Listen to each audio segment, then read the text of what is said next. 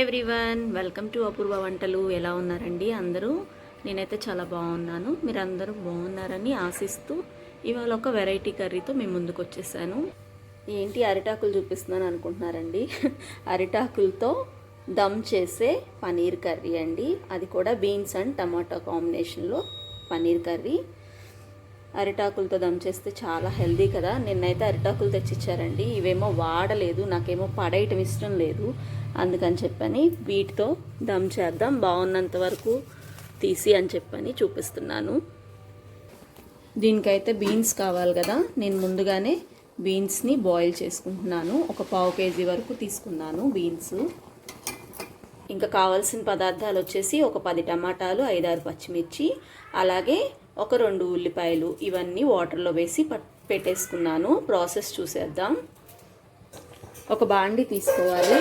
మనం ఈ కర్రీ అనేది అస్సలు నూనె వాడకుండా చేసే కర్రీ.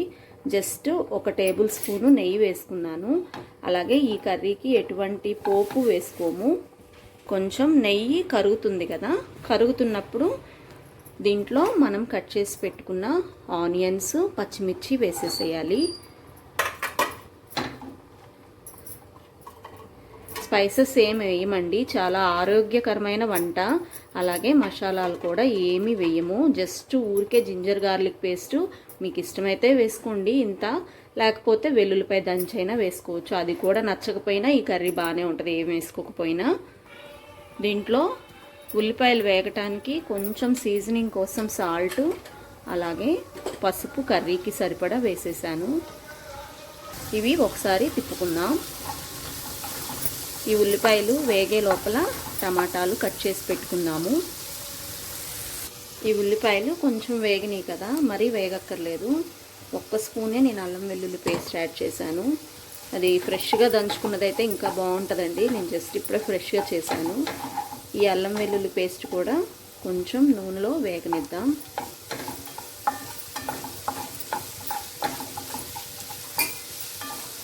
పచ్చివాసన పోవాలి.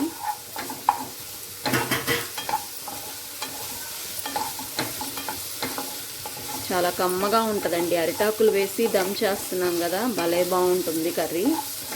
అలాగే పనీర్ అనేది ప్రోటీన్ రిచ్, బీన్స్ మనకి ఫైబర్ రిచ్. కాన్స్టిపేషన్ ప్రాబ్లం ఉన్న వాళ్ళకి చాలా బాగా పనిచేస్తాయి.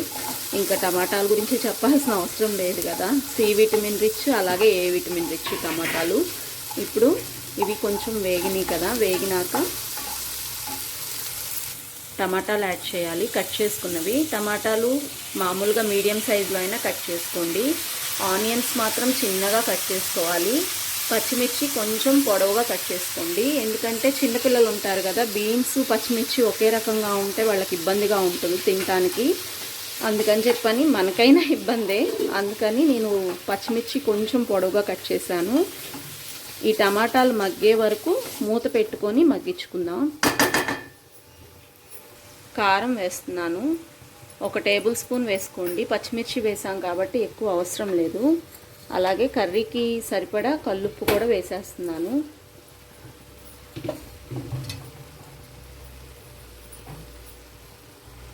ఇంకొకసారి మిక్స్ చేసుకుందాం.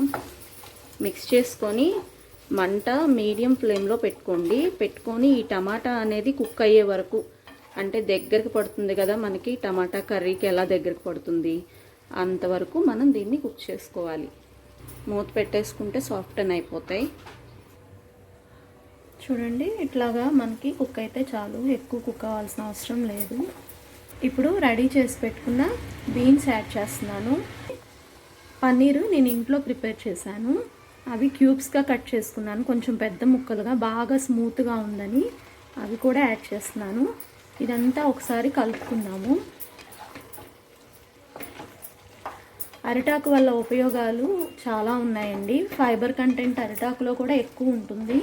అలాగే అరిటాకుని షుగర్ లెవెల్స్ కంట్రోల్ చేయడానికి సప్లిమెంట్గా తీసుకుంటారని మీలో ఎంతమందికి తెలుసండి? తెలిస్తే కామెంట్ చేసేసేయండి. ఇప్పుడు అరిటాకుని అలాగా పరుచుకోవాలి మనం.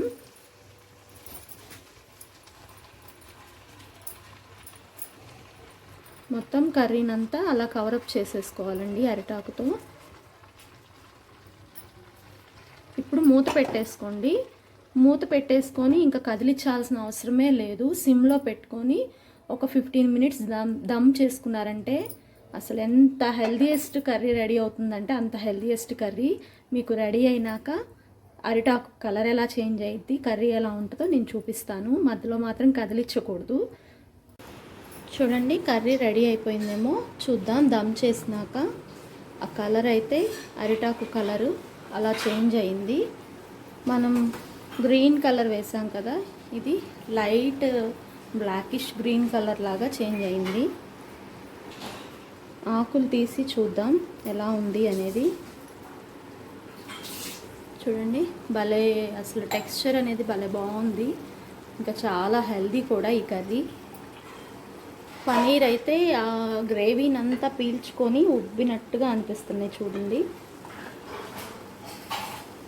చాలా బాగుంది టెక్స్చర్ చూడటానికి. ఆ వాటర్ అంతా పీల్చేసుకున్నాయి. అలాగే ఈ బనానా లీఫ్ ఉన్న వాటర్ని మొత్తం అబ్జర్వ్ చేసుకుంది. చాలా హెల్దీయెస్ట్ బెస్ట్ రెసిపీ అని చెప్పొచ్చు. మీకు కనుక ఈ రెసిపీ నచ్చితే ప్లీజ్ లైక్ చేయండి.